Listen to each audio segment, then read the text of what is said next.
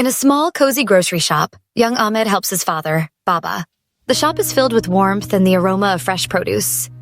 Ahmed is cheerful and attentive, learning the ropes of the family business. One day, Mrs. Fatima, a kind but forgetful customer, visits the shop. She pays for her groceries, but accidentally hands Ahmed too much money. Ahmed notices the mistake as she leaves the shop, his eyes widening in surprise.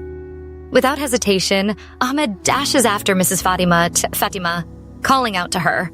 He returns the extra money with a smile. Mrs. Fatima is taken aback by his honesty and asks why he did it.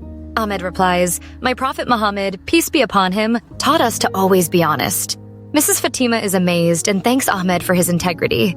She leaves with a grateful heart while Ahmed returns to the shop feeling proud. Baba watches with pride, knowing his son is following the right path. The narrator concludes, "Being honest makes you loved by people and loved by Allah." As Prophet Muhammad, peace be upon him, said, "Whoever is not trustworthy has no faith."